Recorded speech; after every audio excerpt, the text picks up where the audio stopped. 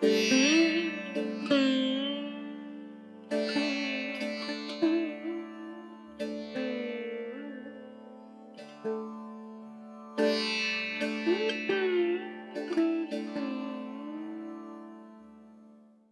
man in the street is very honest. You've got to trust him, you've got to honor him, you have to respect him, you have to give him the opportunity.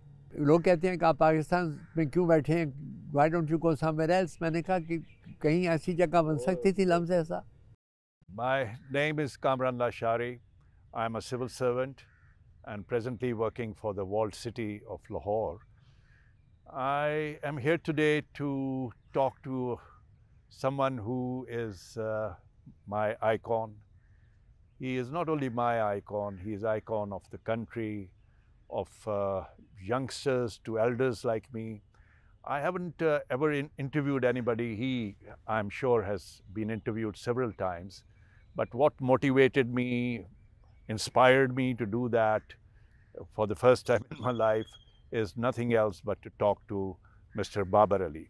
So Babar Ali साहब जो हैं कई जावियों से जाने जाते हैं, इनकी education की फील्ड में ख़ास तौर पे, फिर इनकी कारोबारी लाइफ में, एनवायरनमेंट में. मगर sir, what I'm going to talk to you is mainly about cultural and historical side of Pakistan.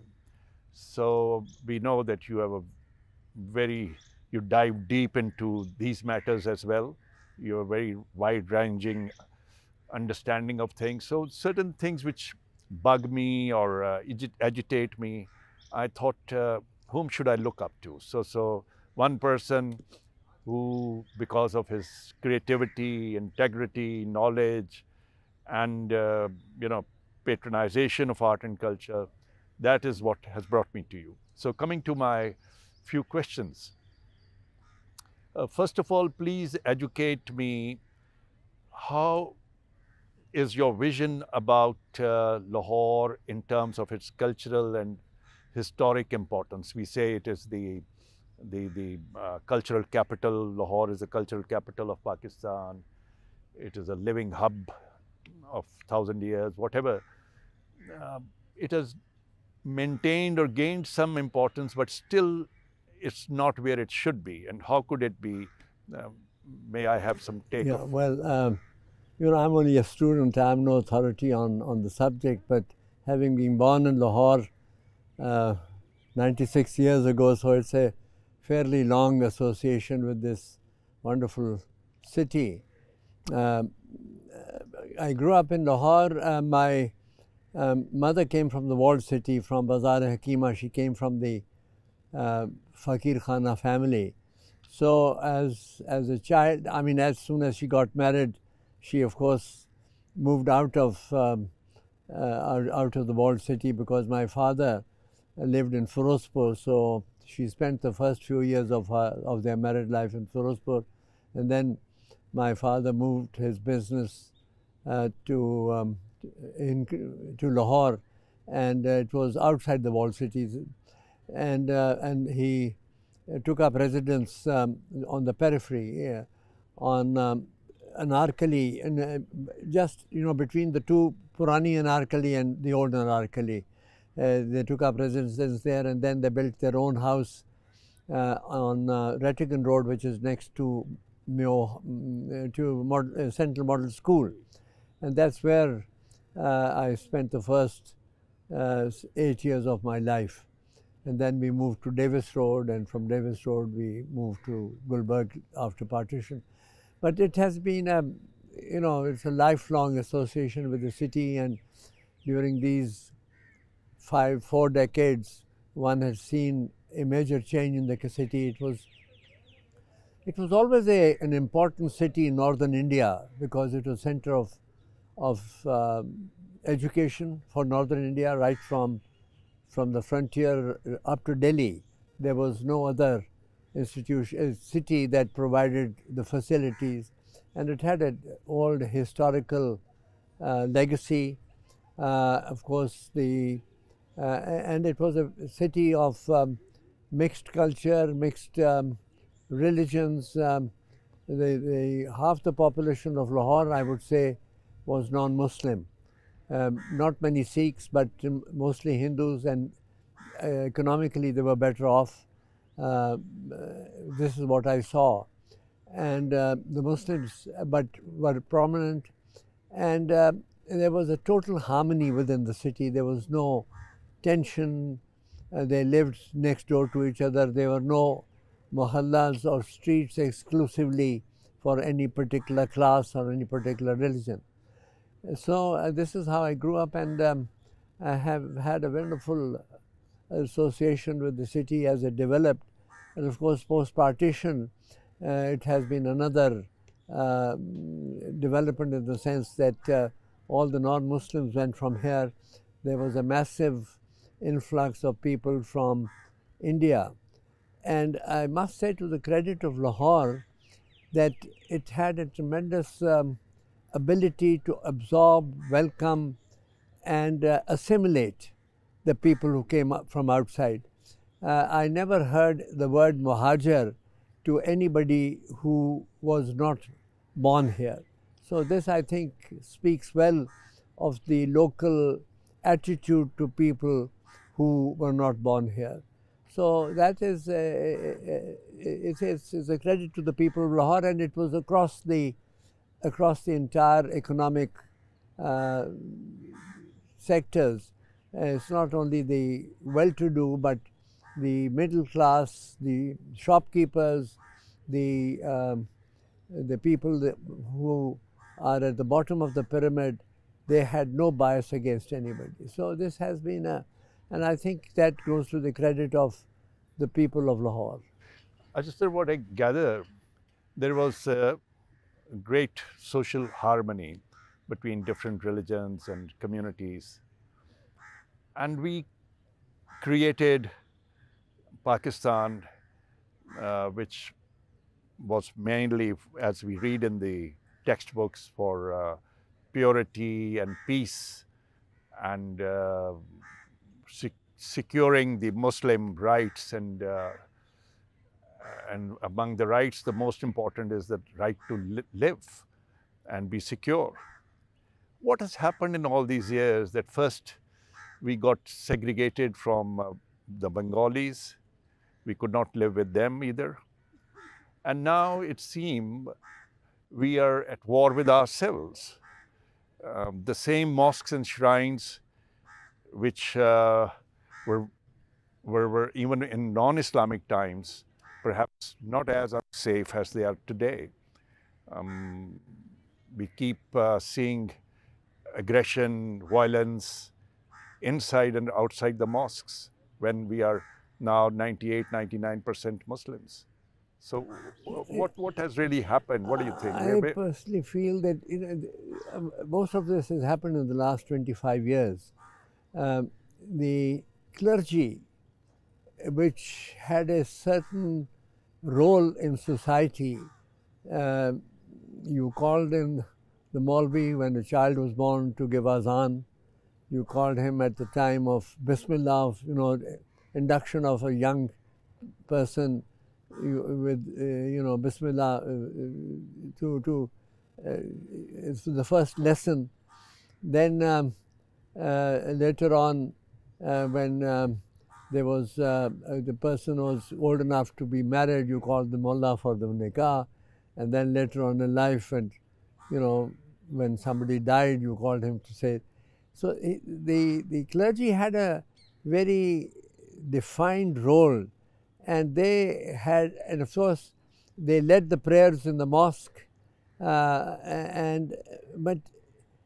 their role was just confined to these particular activities, and they had no say in the social and economic activity of society. There was a certain influence of the peers. That was another class in the Punjab that you are familiar with. But there the peers were a class by themselves. They were sort of descendants of old saints, and they were cashing on their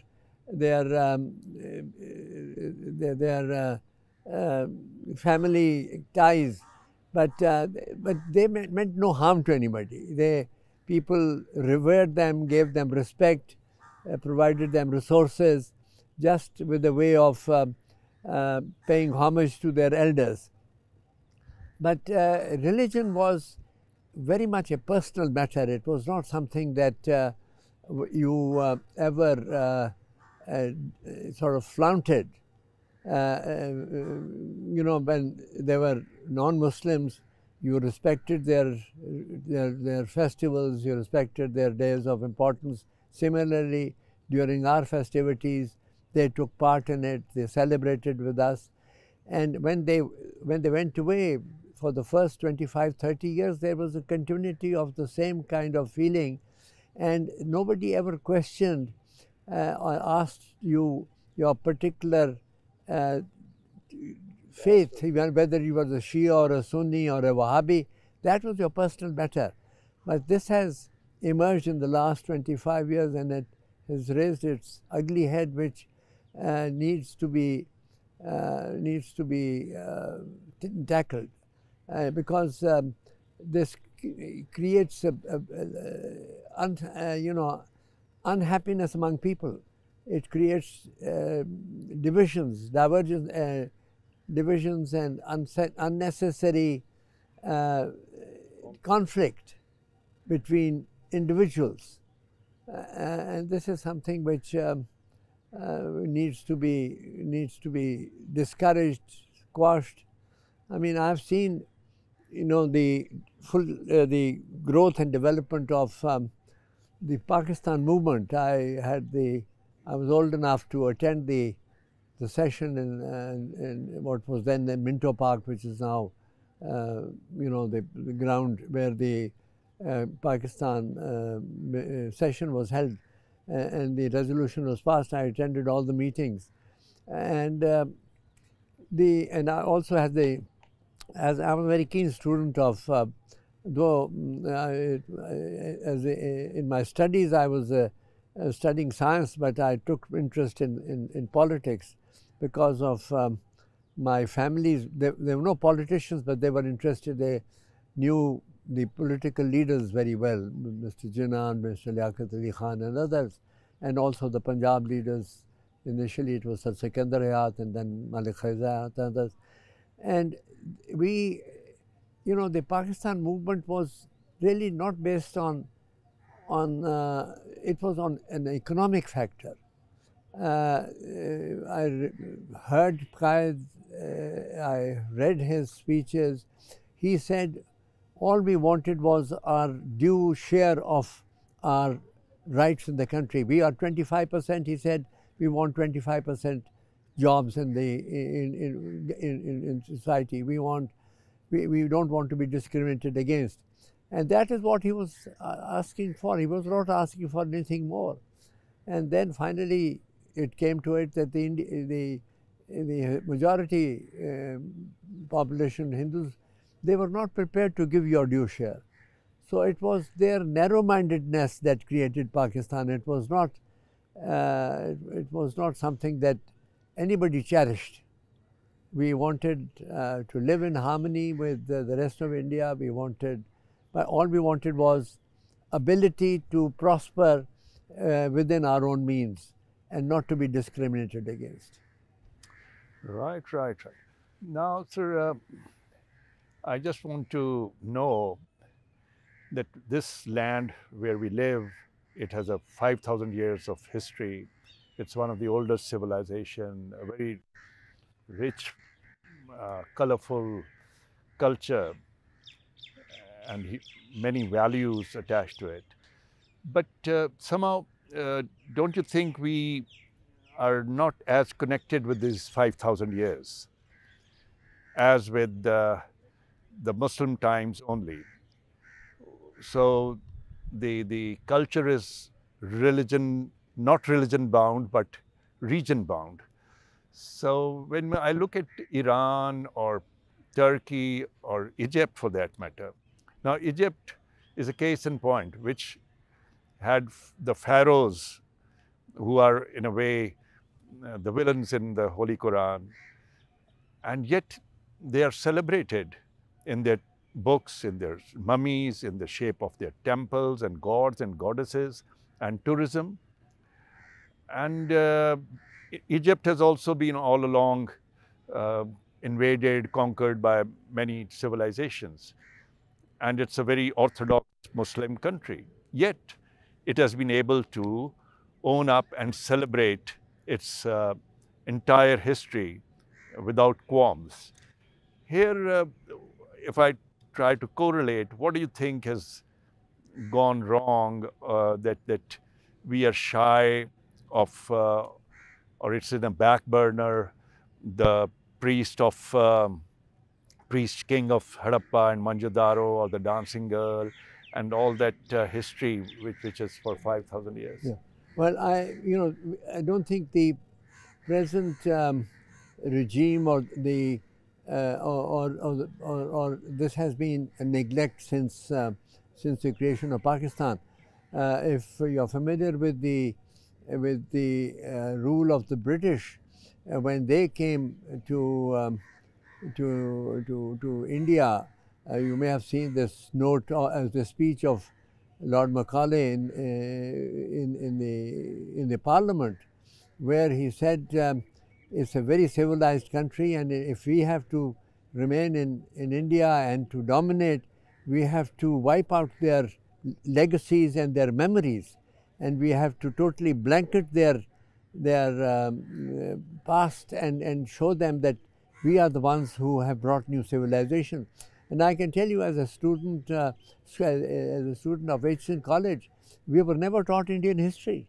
We were taught history of America, of England, and never. And what little was taught to us was the British came and civilized us. They abolished sati, they abolished thuggery, there were robberies on the way, and they never said, they never thought about, talked about that there were more people educated in this part of the world than when they left. You know, less than 20% were literate in the whole of India when the British left. So, and we have just carried on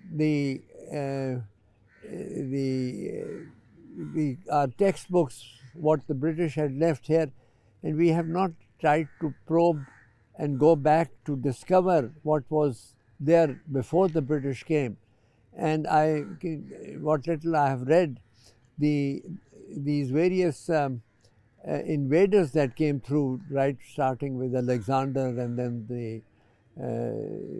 the slave dynasty, and then followed by the Mughals and others, they never negated the past of the country. They always valued, they respected the history of this area, and I think the fault lies with the British, and I think the fault lies with us today, that we are not inquisitive enough, because, as you know, we have not spent any effort on education, to probe, to discover. And this is something that I hope institutions like LUMS will work on it. India is working very hard on it. They are doing a lot of probing into the past and bringing out things that were covered up by the British. And of course, as you know it better than I do, that there's so much of wealth which is underground in Pakistan by way of lost cities, and what we have in Taxila and Harappa is only, we are scratching the surface. There is a hell of a lot that more can be probed, and I hope the future generations will look into it and discover that as a treasure of Pakistan, not to be exploited, but to learn something from it. No, there is, I entirely agree with you, we are blessed with a fantastic region, and we've got to make sure that we preserve it, we improve on it, we value it, and we value our past and honor our history. There is much to be done, but that can be done only if we educate our people the right way, and there are no there are no bars that you can study this and you can't study that. I mean, take, you know, the most important book we have is the Quran. I mean, that encourages you to keep on learning and probing and discussing. And so we have to really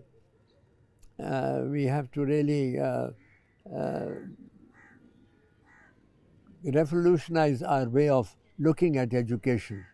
I mean, we have enough of instances and enough of people who have, people like Iqbal. If we were to make Iqbal one of our main sources of knowledge, we could add a lot to our own learning. To me, it seems I'm living in a place where I don't have neighbors. I mean, we are all very fond of tourism. I believe, and we all do, that this is a beautiful country, so much to offer to the world, and that yet there is a huge disconnect.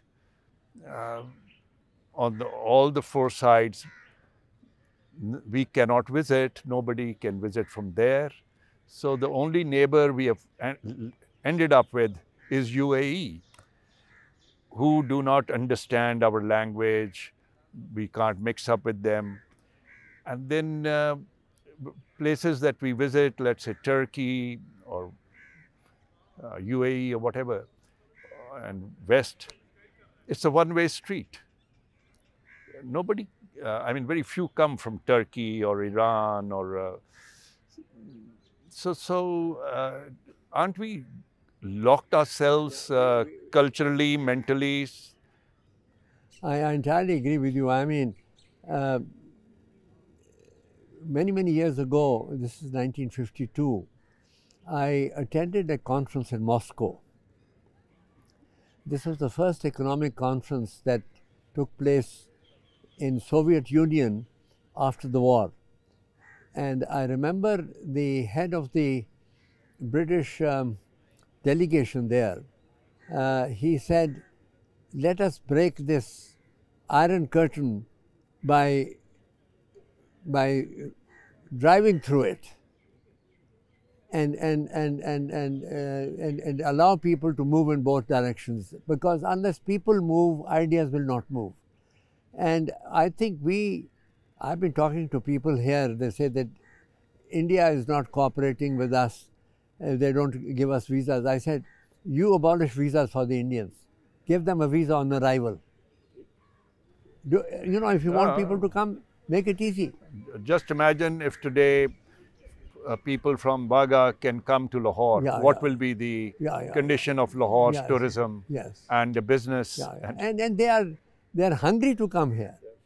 So you have to break this this impasse by taking an initiative like visa on arrival. Right.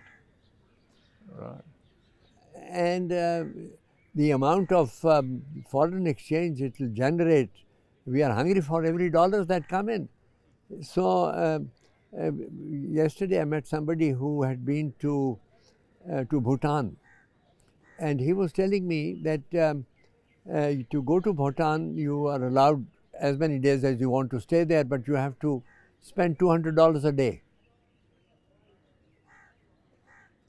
You can put a limit on it. Any Indian coming in has to spend over $100 a day.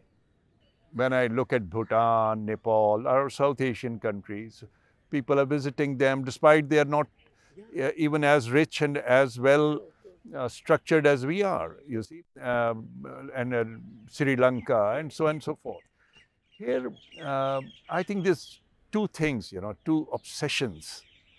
And those two things are with the whole world. No, but the obsession in Pakistan of security and of religiosity, these two things have really... It's a very lethal combination. Very lethal. I can tell you, last year, somebody was telling me that 42 million Chinese went out. and all 42 came back. I mean, we are next door to China. We are supposed to be most friendly with China. Even if a million Chinese came here, see what difference it will make to your economy. So those countries who are very landlocked, who were living in a cocoon or a shell, including the Chinese, they wouldn't let anybody. They wouldn't even let anybody come and trade with them. Yeah, there was yeah. time. Sure. And today, yeah. So the world has opened up, and we have shut up. And the greatest benefit, Lashari Sahab, is that it's the poor man that's going to get maximum benefit of visitors. That's right. Oh yes. Your Chabadiwala is going to look at what happened during Basant. Yeah. That's a case in point. It was the lower rung of the people who were the main beneficiaries. And so we lost even on Basant. Yeah, I know. And the newspapers are very trigger happy on saying that because of the string on the kite, so, you know, one person died or two. Do they report how many people die on the road every day on a motorcycle? That's true. But other than that, you see, there's a solution. Whenever you come into a crisis, if there's a traffic accident, you study it, why it happened, and next time you minimize the... So did anybody try a serious effort to revive the Basant and give a safe Basant, Sure. Put it into... Sure. I mean, have a string which is... But if you ask me, and I want your take, it's not only the string which is the issue. Had that been the only issue, there would have been an administrative meeting and a solution. Sure. The issue is in a bigger context, and that is, again, connected with our obsession with religiosity. And that is a Hindu function. Not only that, when people enjoy and there's a party timer kind of a situation on the rooftops of Lahore, that make certain elements unhappy. So today, even if somebody, political leader, wants to take a decision that, okay, I'll control the string, but there are many other strands of strings. The media, the judiciary, and the religious elements. So it's become... I mean, you give a free rein to the religious people, they will run your life to you know. That's where we have come to. And so I just want to know, will Pakistan ever learn to laugh, sing and dance like the whole world does? Well, we do that in this campus. Well, not as much as I think it has the potential to. But there has been criticism here, but I entirely agree with you. I mean, I tell you, the ultimate objective of a good life is a happy life. Don't you think that in some ways, when it comes to collective happiness, privately we are pretty okay, we are fine, we are double-faced people, and but when it comes to public life, we wear another face, and that face is of a very somber, serious, and even angry. It seems we become angry people. This was not, when I read Punjab's culture, when I read Pakistan's culture, the Sufis and the saints and the folk music and dance, tappe, maiye, dode. I mean, it been there's such so a much, colorful... so much wealth in our history and our legacy. But today, if somebody, particularly a female, just moves her, body, it becomes an issue next day on the media. No, we are destroying ourselves. Now coming to maybe one of my last questions. Punjab, I've served in Sindh also. I find that they are deeply embedded with and rooted with their culture. You start with the language of, I even learned a couple of verses of Abdul Latif Shah Bitai, Mahnu sabna sohna, pakhi sabna hanj, kain Mahnu manj, ache bhu bahar ji. So music or embroidery or the ethos of Sindhi, and that also holds true for other provinces, except Punjab. Punjab, despite being more educated and more forward-looking and infrastructurally more developed, but when it comes to their cultural rooting and anchoring, it seemed to be hanging in the air, from its language to its poets and to its music and drama and film, and to the extent that we find a lot of Punjabi socialites who are shy of speaking their own language. I think there is a movement. I mean, I tell you, when I grew up, my mother and father spoke to me in Urdu, and they had somebody from Delhi who was looking after me, and so right till the end, my father, I all spoke all his life. I, spoke in Urdu, but now I find my nieces and nephews, they speak in Punjabi to their children. So that's a format, but because we were interacting with people who are Punjabi speaking, so Punjabi is something which I'm not shying away from. But it was much later in life, at the age of 70, that I was exposed to the Punjabi Sufi poets, and that the credit goes to Dr. Nazir Ahmed. He did research on the 4 Sufi poets, Baba Bulle Shah, Baba Farid, Baba Sultan Bahu.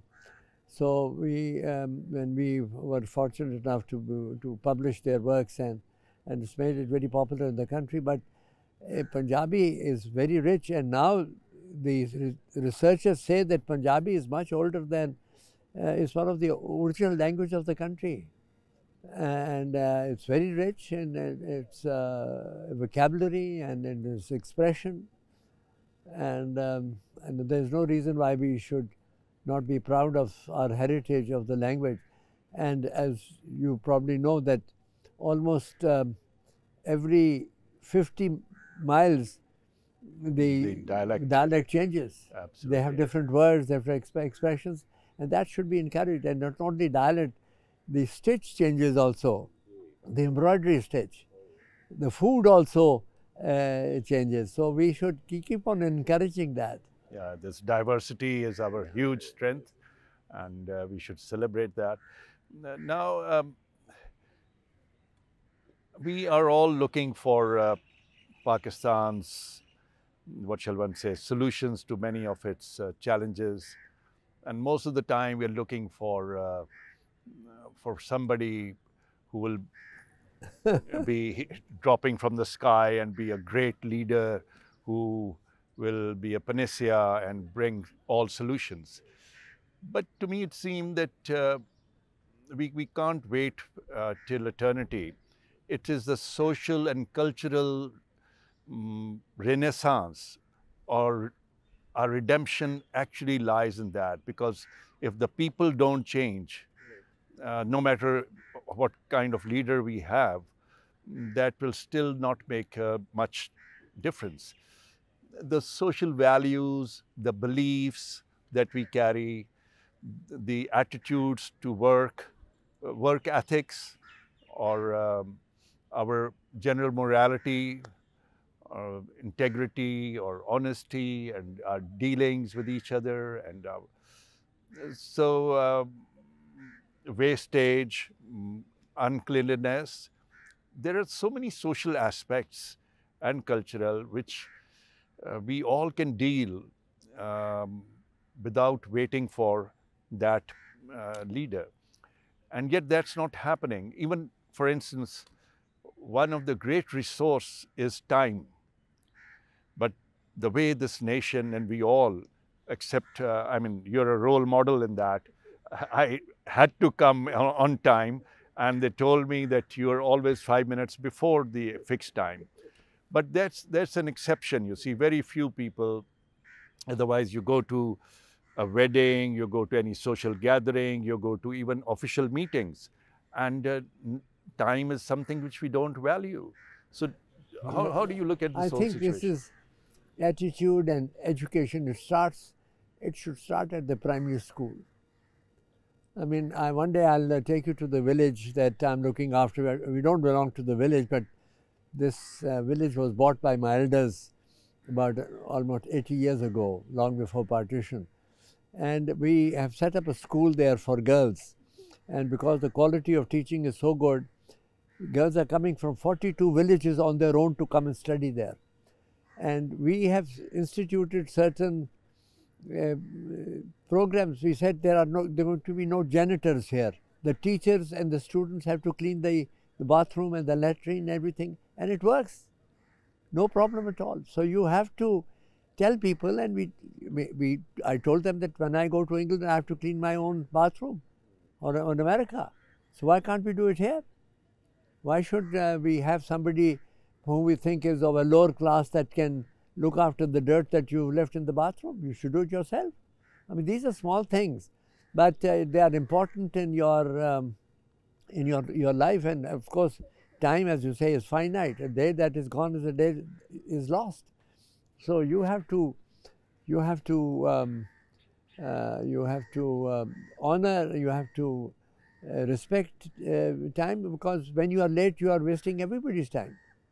Absolutely. And this has to be instilled right from the beginning. Here, they shut the room up 1 minute after when the students are not in, they are not allowed in. So, I mean, this is something that we can enforce.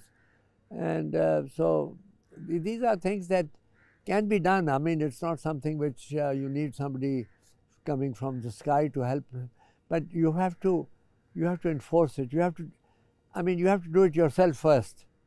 I mean, you can't tell others to be punctual when you're not self-punctual, when you're not neat. When you throw paper on the ground, you don't expect somebody else to pick it up. You should do it yourself. So these are things which, and I think we need to overhaul our own whole education system in a manner that the kids they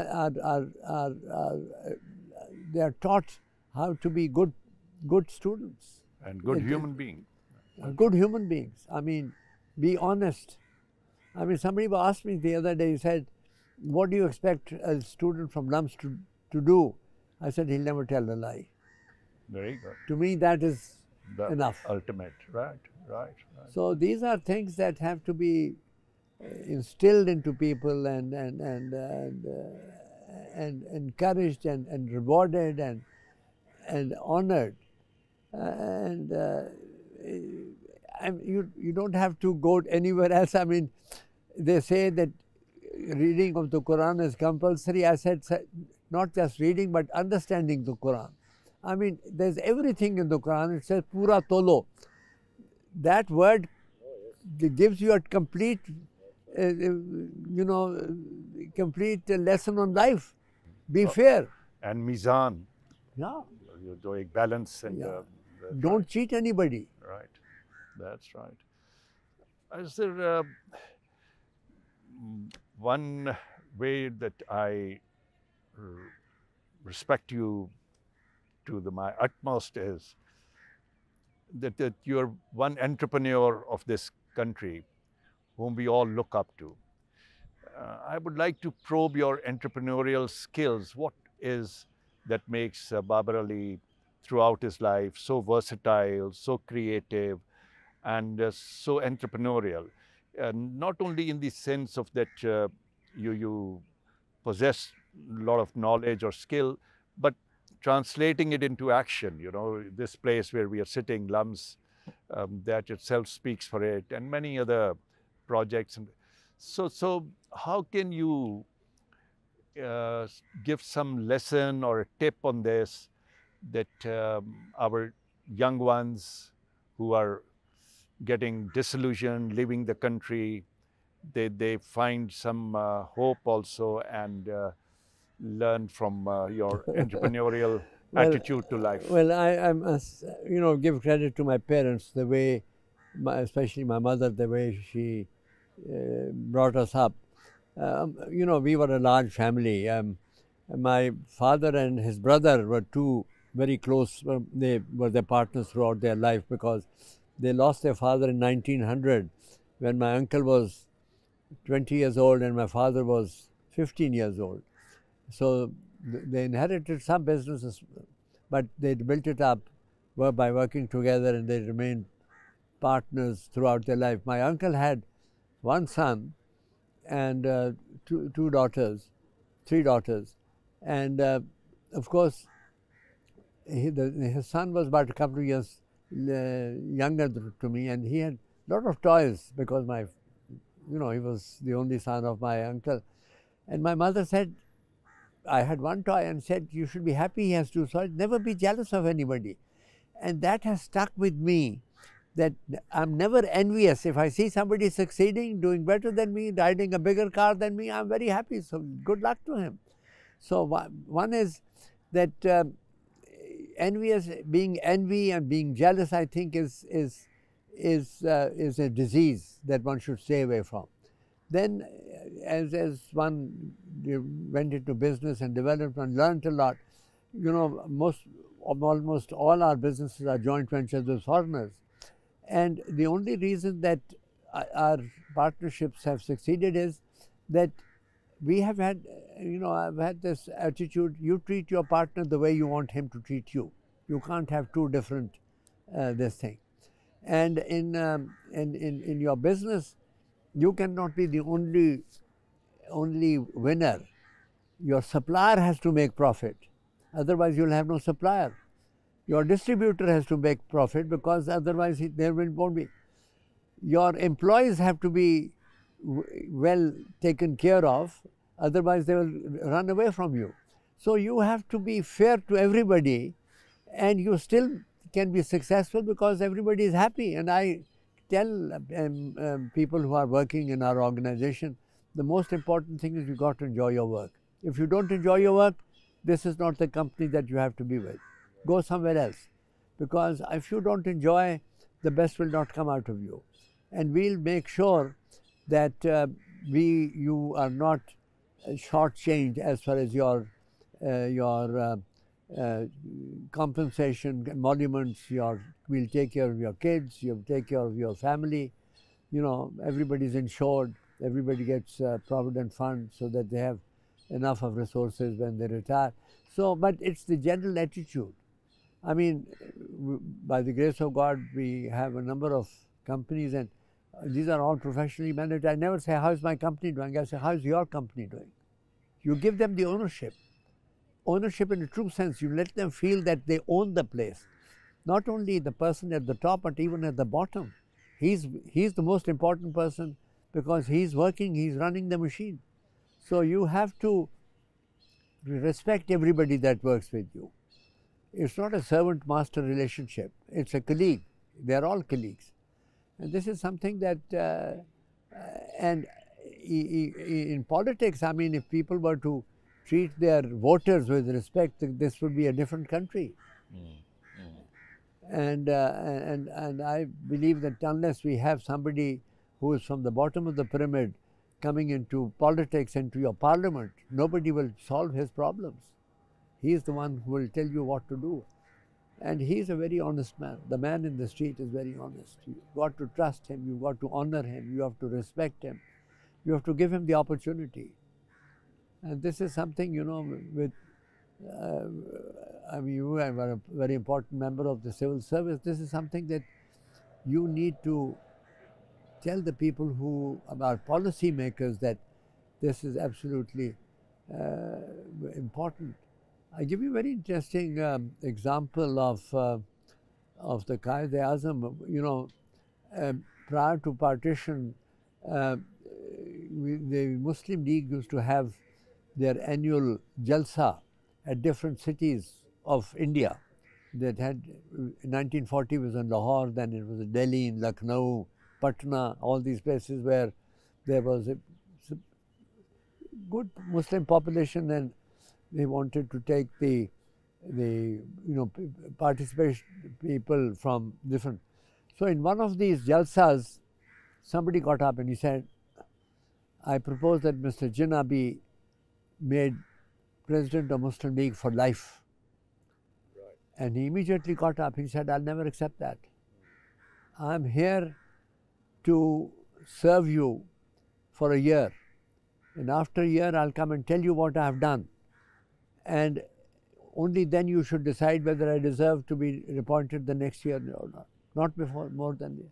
So this is how, you know, everybody talks about Mr. Jinnah, but nobody follows what he said or practiced. Right, right. Absolutely. So I keep on telling the people here that in our Islamiyat, we teach Iqbal, because 80% of Iqbal is Islam. Right. And in Pakistan studies, you just teach Jinnah, his life, the way he conducted himself. That is what Pakistan was. So taking a cue from what you just remarked, this may be my last question. Now, when we look at our national poet and philosopher, that is Allama Iqbal.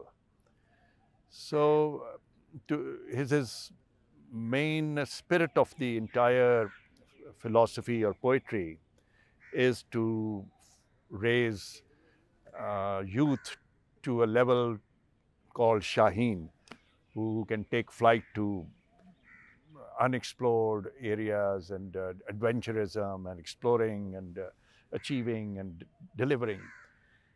But look at the working conditions in which we have put our country into. To me, it seems we have a working condition which is increasingly becoming, you know, taken over by fear, intimidation, scandals, negativity, cases, inquiries, and everybody is happy if somebody's turban is flouted and thrown away. So, and then the others are clapped. So the delivery, the achievement, and the results seem to have, you know, gone out of scene. So ये ठीक है कि you have to make people accountable of your every action in private sector as well as in, but I think the balance has tilted too much to the other side and without any much achievement. या तो होता कि अच्छा बड़ी honesty आ जाती, चलो हमारी तरक्की रुक भी जाती है, लेकिन honesty आ जाती, वो भी इतनी अचीव होती नज़र नहीं आई, और जो काम हो भी रहे थे वो भी रुक गए हैं.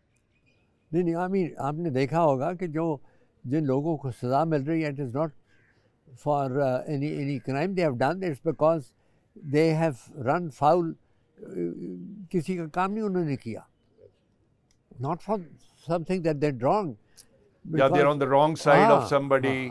और किसी ने अगर गबन किया है या डाका मारा है, कल को उसने कोई मराद की थी, उसके सारे गुनाह बख्शा है, और मुल्क का पैसा है, किसी का ज़ाती पैसा नहीं है. I mean, there are dozens of such cases that have. So unless you have इंसाफ, जी जी, वो उससे बेहतर दुनिया में कोई चीज़ नहीं है. You have to be fair. हाँ, अभी private sector wale, wo they feel so much of difficulty in conducting their business, maybe at the hands of taxation department or the policies which keep shifting, or many other stringencies, NOCs, etc. Similarly, we, the government servants, feel कि ये procedures में हमें डाल दिया है. कोई मुझसे ये तो कभी सवाल ही नहीं किसी ने किया, इंक्वायरी की नहीं कि अभी तुमने ये रिजल्ट्स देने थे. वो सवाल इस पे है कि तुमने ये रिजल्ट दे कैसे लिया, कि इसका procedure. So are you wanting to make clerks out of us, or are you want us to be top managers?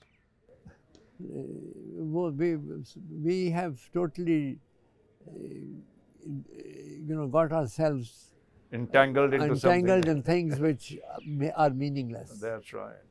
So there's a lot can be done. I mean, ये देखिए कि लोग कहते हैं कि आप पाकिस्तान में क्यों बैठे हैं, why don't you go somewhere else? मैंने कहा कि कहीं ऐसी जगह बन सकती थी लम्हे ऐसा.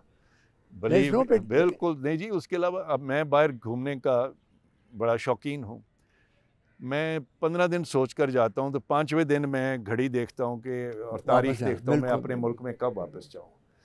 इसकी जो हमें इसकी फ़ज़ा में, अपनी ज़बान, खाने पीने में, दोस्तों यारियों में, इसकी मिट्टी में जो है, इसकी कुछ है ऐसी चीज़ जो कि बेचैन कर देती है चौथे रोज़ आपको. तो अल्लाह मियां इसको खैर आफियत से रखे, आप का साया कायम रहे आपकी। नहीं, I must compliment you for what much you have done. आपने इस्लामाबाद में किया, आप लाहौर में किया, और ये वर्ल्ड सिटी को जब से आपने हाथ डाला है वो जान पड़ गई उस जगह। आपने बड़ी हमेशा खिदमत बहुत की है, पैट्रोनाइज किया है, और बहुत ये इनकरेज किया है। खुदा करे कि इस चीज़ को जी हाँ, ये आप को बासेत रखे और ये काम करते रहें आप। बड़ी इनायत, बहुत शुक्रिया आपके इतने कीमती वक्त का, बड़ी इनायत। Thank you sir, thank you. Thank you very much.